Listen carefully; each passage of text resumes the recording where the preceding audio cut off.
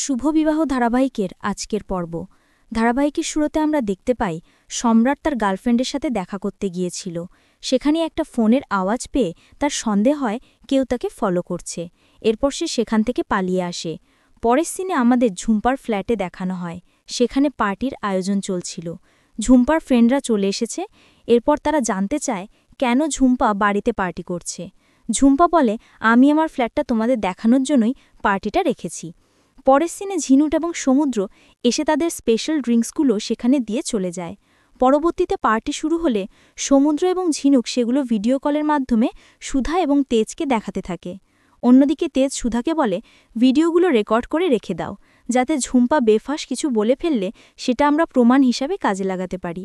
পরের সিনে আমাদের বসু মল্লিক বাড়িতে দেখানো হয়। সেখানে ঝুম্পার ১০০ কোটি টাকার জন্য তেজের বাবার জমিসহ ফ্ল্যাট বিক্রি করার সিদ্ধান্ত নেয়। তেজের মা বলে, একটু ধৈর্য ধরো, ঝিনুকের উপর ভরসা রাখো, সে সমুদ্রকে ঠিক বাঁচিয়ে নেবে। এরপর সেখানে লক্ষ্মী এবং তার বৌমা চলে আসে। ঝিনুক সমুদ্রের হয়ে কেস লড়ছিল, এটা তাদের পছন্দ নয়। এই জন্য তারা সেখানে অশান্তি শুরু করে দেয় এবং ঝিনুককে ফিরিয়ে নিয়ে যাওয়ার জন্য চিৎকার চেঁচামেচি করতে থাকে। কাননবালা বলে, আমাদের বাড়ির ছেলের জন্য তোমাদের মেয়ের বিয়ে আটকে থাকবে না, এটা আমি তোমাদের কথা দিলাম। পরের সিনে আমাদের আবার পার্টি অনুষ্ঠানে দেখানো হয়। সেখানে ঝিনুক ঝুম্পার প্রেগনেন্সি যে মিথ্যে এটা প্রমাণ করার জন্য তাকে ড্রিঙ্কসের অফার দেওয়ার জন্য চলে যায়। ঝিনুক তাকে শরবতের গ্লাস এগিয়ে দিলে ঝুম্পা বলে সে কোনো শরবত খাবে না, আজকে সে ভটকা খাবে। এই দৃশ্য দেখে ঝিনুক বলে, এ কিছুতেই প্রেগনেন্ট হতে পারে না। অন্যদিকে তেজ সুধাকে বলে, আমাদের সন্দেহ ঠিক, ঝুম্পা প্রেগনেন্ট নয়। সুধা বলে, হ্যাঁ, কারণ কোনো প্রেগনেন্ট মেয়ে এভাবে ড্রিঙ্কস করতে পারে না। এরপর তারা খেয়াল করে ইমন বাড়ির ভেতরে ঢুকছে। তেজ বলে, রবিনের কেসে ইমন কোনো শাস্তি পায়নি, কিন্তু এবার সে ঠিক শাস্তি পাবে। সুধা বলে, তার সাথে সার্থকও শাস্তি পাবে। পরের সিনে আমাদের ঝুম্পার বাড়িতে দেখানো হয়। সেখানে ঝুম্পা মদ খেয়ে মাতলামো করছিল। এরপর সেখানে ইমন চলে আসে এবং বলে, তুমি এসব কি শুরু করেছ? তোমার পাগলামির জন্য তো সব সত্যি সবার সামনে চলে আসবে, সকলে জানতে পারবে তুমি ফেক প্রেগনেন্সির অভিনয় করছো। ঝুম্পা বলে, কেউ কিছুই জানতে পারবে না, অনেক নিজেকে সংযত রেখেছি, আজকের দিনটা অন্তত পার্টি করতে দাও। এরপর ঝুম্পা মাতলামো করতে করতে বলতে থাকে সে সমুদ্রকে ফাঁসিয়েছে। এইসব দৃশ্য সমুদ্র ফোনে ভিডিও করতে থাকে এবং অন্যদিকে তেজ এবং সুধা সবটা দেখতে পায়। তারা বলে, এটাই হচ্ছে সবচেয়ে বড় প্রমাণ, কালকের কেসটা আমাদের জেতা। অন্যদিকে সার্থক ঝুম্পার বাড়ির সামনে এসে তেজ এবং সুধাকে দেখে ফেলে।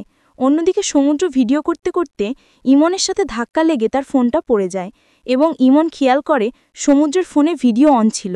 ঠিক সেই সময় সার্থক ইমনকে কল করলে সে সমুদ্রের ব্যাপারটা আর ভাবে না।